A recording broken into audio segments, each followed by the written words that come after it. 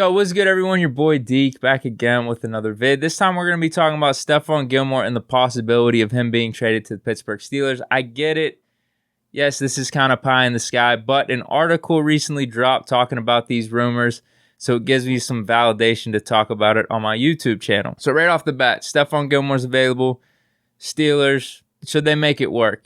My answer actually is yes and no, and right off the bat, I mean, yeah, you would love to add STEPHON Gilmore to this defense, but I do think it is a little bit more nuanced than that whenever you look deeper into it. So we'll start off with why I do think it works. Number one is the $7 million salary fits within our salary cap space right now. Last time I checked on Spot Rack, we're at like $7.8 million in salary cap space. And if that number is outdated, I'm sure the Steelers can do some restructurings, whether it's Stephon Tuitt, Chris Boswell, to get within that number. He has that base salary of $7 million, and the other bonus is that it's only a one-year deal left on his contract. The Steelers are really valuing that cap space that we're going to have going into the 2022 offseason. We still have to sign TJ Watt. We still have to sign Minkah Fitzpatrick, so we do hold that cap space at a premium. With it only being a one-year deal, we don't have to worry about STEPHON Gilmore coming onto the roster and having an extra year or two that's going to screw us up for future seasons. Number three, we need a cornerback pretty badly. Ever since we released Steven Nelson, which, since I'm talking about this video, honestly, we might as well have just kept him because I think at this point, he would have definitely still fit within the salary cap space. But that's old news. That's neither here nor there. Let's talk about STEPHON Gilmore because a lot of people, me included, I do think he would be an upgrade over Steven Nelson, even though he is a little bit older.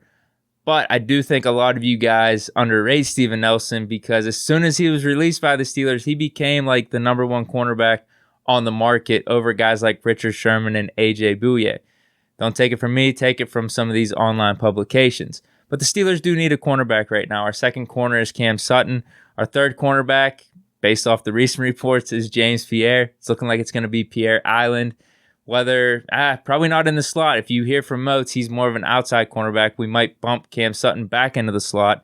So those are probably our three starting guys as of right now. Anything can change with training camp and how the offseason goes, but we would like to add STEPHON Gilmore. If you were telling me now we go from James Pierre, Cam Sutton, and Joe Hayden to STEPHON Gilmore, Joe Hayden, and Cam Sutton, that's completely changing the game right there.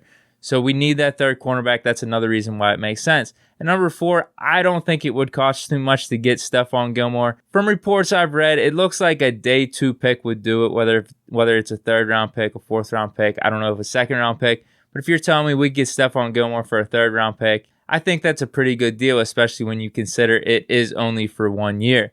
Now, the downsides, though, it's not that easy. It's not so simple that Kevin Colbert's going to call up Robert Kraft, Bill Belichick tomorrow and say, hey, STEPHON Gilmore, we're going to throw you a third-round pick. Let's make it happen.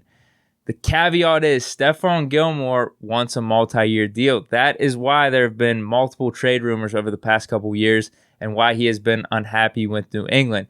They restructured his deal a few times, and now it's gotten to the point where he's like the 25th or 26th highest-paid cornerback in the league coming into 2021.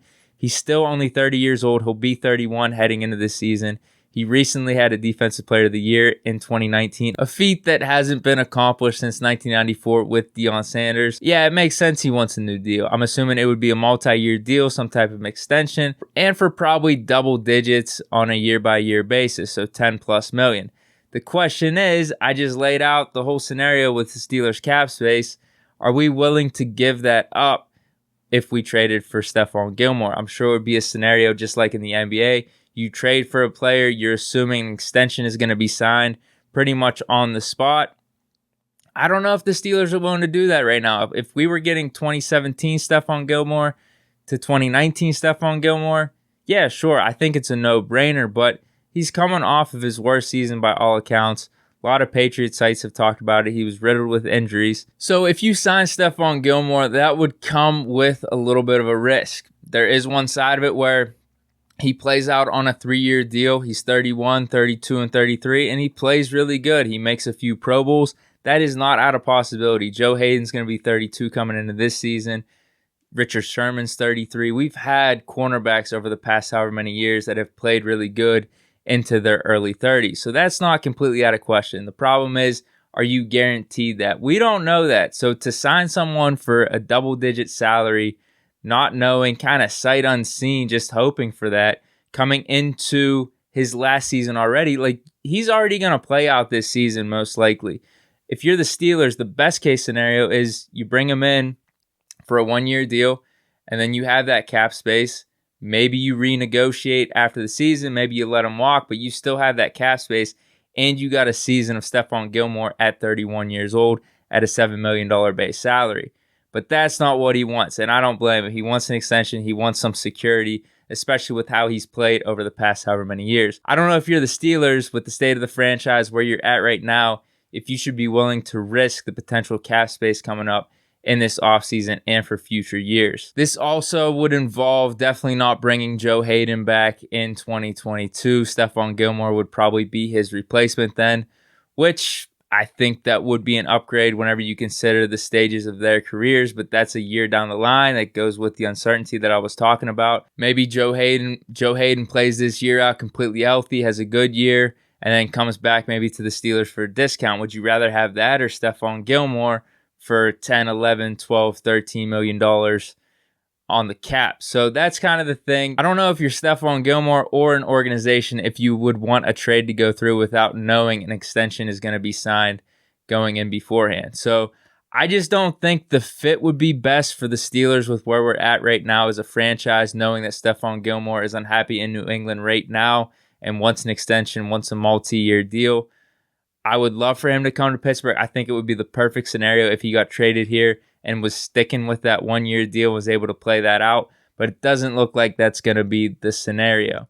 So let me know what you guys think down in the comments below. Would you want us to trade for STEPHON Gilmore? Part of me even thinks like, man, even if we had to sign the extension, that's not the worst thing. I do like the possibility or the upside of what could happen, but it's all just weighing options. Do you want to keep the cap space flexibility, or do you want to lose that? Because there are some free agent options the Steelers can go with. And if they're high on some of the cornerbacks that are in-house right now, it may not be worth leveraging your future salary cap space for a cornerback that's in his early 30s, even though he still might be able to play at a very high level, a Pro Bowl, all-pro caliber level. Let me know what you guys think. I think it's an interesting thought. Might be better if we could just sign like Richard Sherman, like I said, to a 1-year deal. The cornerback market, I mean, those are probably the top two. It's Richard Sherman and Steven Nelson. We're probably not getting Steven Nelson back. So if there's anyone on the cornerback market that you would like the Steelers to sign, let me know down below. Would you rather try to make this type of deal? How do you think it could work out? But yeah, that's it. I thought it'd be a fun little video to do and talk about. Stay chilling. Enjoy the rest of your day. Peace.